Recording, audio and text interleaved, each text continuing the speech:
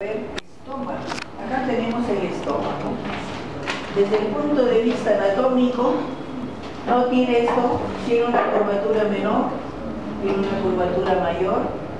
Esto se llama entre los fondos o fundos, esta es la región pilórica. Y cuando uno corta el estómago, tiene en la superficie interna esta característica de presentar los pliegues. ¿No? Esta es la característica desde el punto de vista anatómico. Que acá hay un límite, ¿no? Este epitelio, ¿qué epitelio es el esófago? Ahora vamos a ver cómo es el epitelio del estómago y cómo es el epitelio a nivel del intestino. Cada órgano componente del aparato digestivo, ¿no? Fundamentalmente lo que va a variar es en su mucosa. Todo varía en su y fundamentalmente en su epitelio, porque cada uno de estos órganos, el epitelio va a estar de acuerdo a la función que le compete desempeñar. Vamos a la siguiente. Miren, hemos visto que la mucosa gástrica tiene pliegues también, tiene arrugas. Y entonces, este es uno de los pliegues de la mucosa gástrica. Entonces, es un pliegue. Y la mucosa gástrica, a diferencia de la mucosa, estamos hablando de mucosa, está totalmente poblada, muy poblada una al lado del otro, lo que se llaman las glándulas gástricas. Ahora, el estómago tiene tres áreas: la porción del cardio, la porción del fondo y del cuerpo, y la porción pilórica. Los componentes son diferentes desde el punto de vista histológico. En el cardias predominan las células mucosecretoras, como resguardo, como protección. En el píloro igual.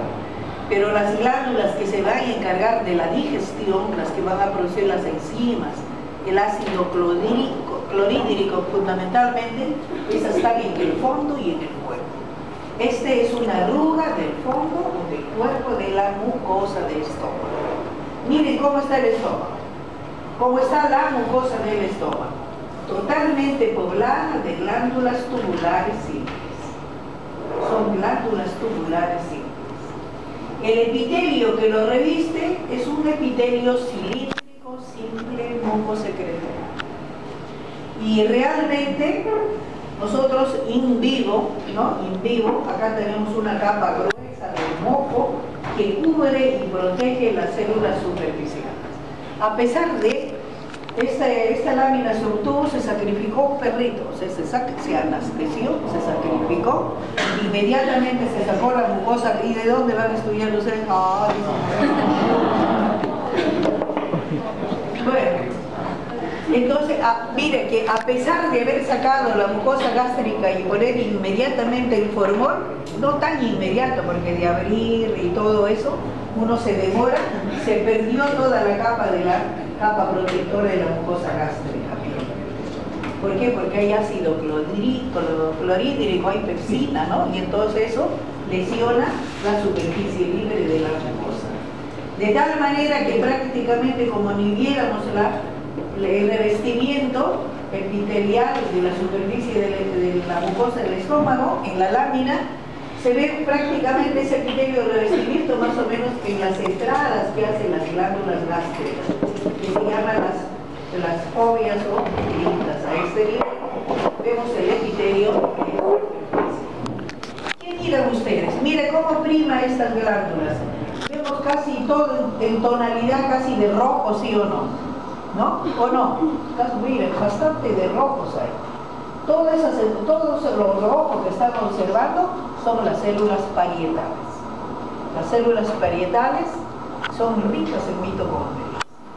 Y por eso es que captan, ¿no?, fuertemente a la eosina. Por eso es que se ve esa tonalidad roja en términos generales. Como este es un pliegue, acá en esta parte central es ya la submucosa. Mucosa, y esta es parte de la submucosa. La siguiente.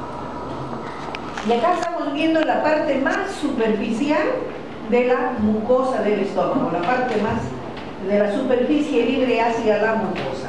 Mire, tenemos acá, mire como que se perdió el epitelio, está un poquito todo lesionado. pero el epitelio de superficie es eso. Esta es la entrada, esta es la luz que se comunica con la glándula gástrica, sus núcleos a la base, epitelio cilíndrico con su secreción hacia la superficie libre, hacia la superficie apical. Glándulas cilíndricas mucosecretoras. Inmediatamente estas criptas se comunican con la abertura de la luz de la glándula gástrica, la fobia gástrica, acá tenemos, ¿no? Lo que prima y lo que se ve a este aumento son unas células medias redondeadas, bastante rosadas, con núcleos centrales, ¿sí o no? ¿Qué son esas? Son las células parietales.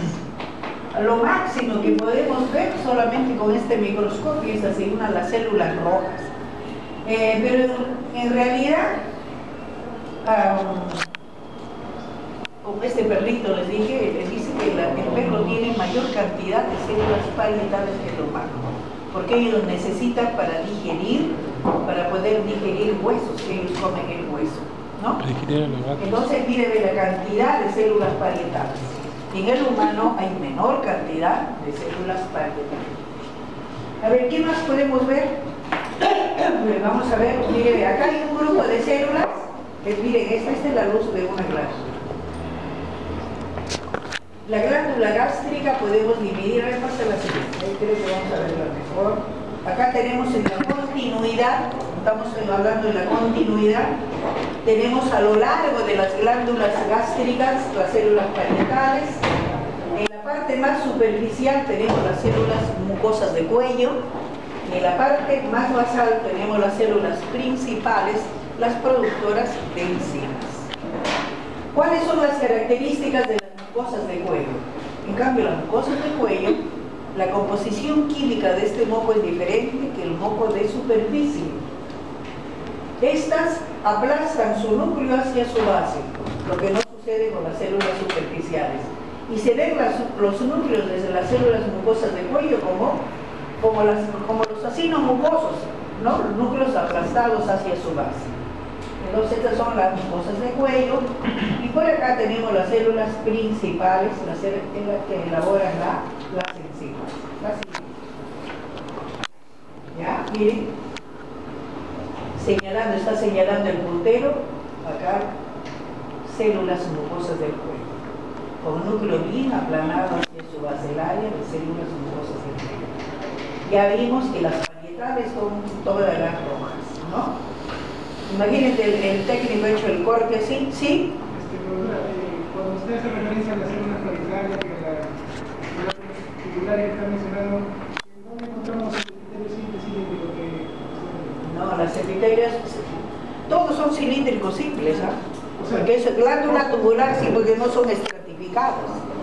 Lo que yo hablo del epitelio de revestimiento es una célula, es un epitelio cilíndrico simple, mucosecretoras, pero respeta su núcleo redondeado u ovoide hacia su base. Pero las mucosas de cuello, que es células también mucosecretoras, tienen su núcleo aplastado hacia su base. Así. Mire, como es un corte y está poblado, es bien difícil de poder delimitar, pero acá, por ejemplo, ¿no? Que van a ver ustedes que si bien esta es la glándula y esta es otra glándula, entre glándula y glándula también tenemos nosotros intersticio, ¿o no? Y en el espesor y en la luz del tubo vamos a tener todos estos elementos. Esta es la luz de la glándula, esta es la luz de una glándula. O sea, la glándula tenemos las mucosas de cuello, las parietales, y hacia la base tenemos las células principales, ¿no? La siguiente.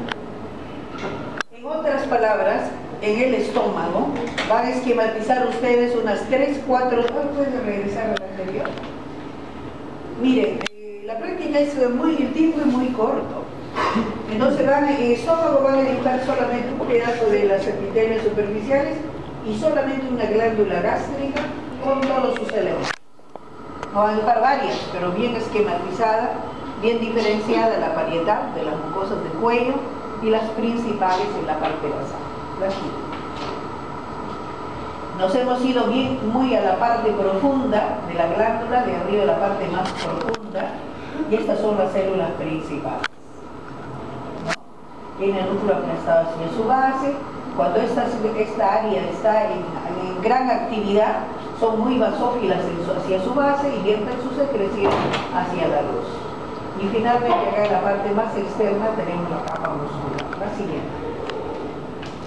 Como son pliegues, bueno, acá tenemos el área basal, la parte basal de la mucosa. La siguiente. Aquí tenemos, miren ustedes,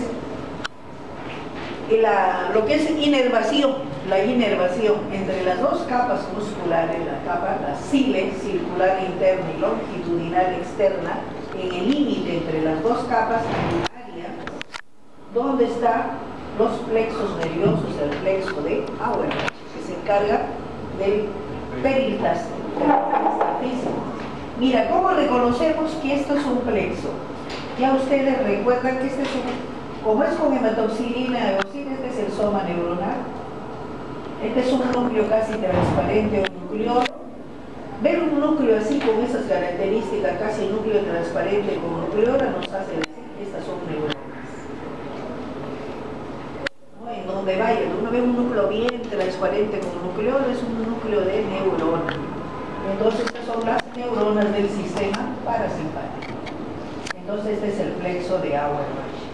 Reconocemos, en el resto del campo vemos un terama fino, medio ondulado. Entonces, de esa manera hacemos nosotros el diagnóstico de que este es un plexo de Auerbach. La siguiente. Miren, a mayor aumento. ¿Se acuerdan del ciclo anterior cuando han visto las neuronas? Mira, núcleo casi transparente con un nucleolo prominente que destaca, ¿no? De esa manera, con hematoxilina o osina podemos reconocer que esta es una neurona.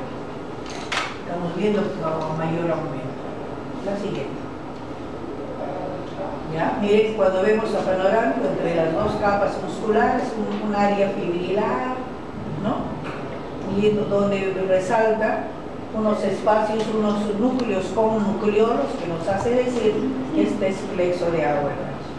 Ya ustedes saben, acá tenemos las capas musculares y lo que es adventicia, si no hay células mesoteliales en la parte más superficial. ¿Ya? Las capas musculares, las células.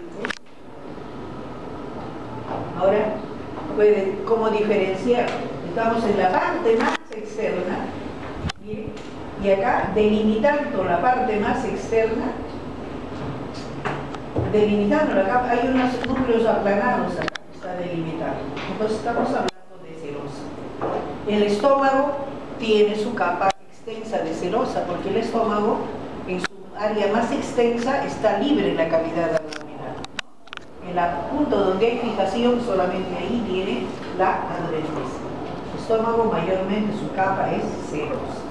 Así es.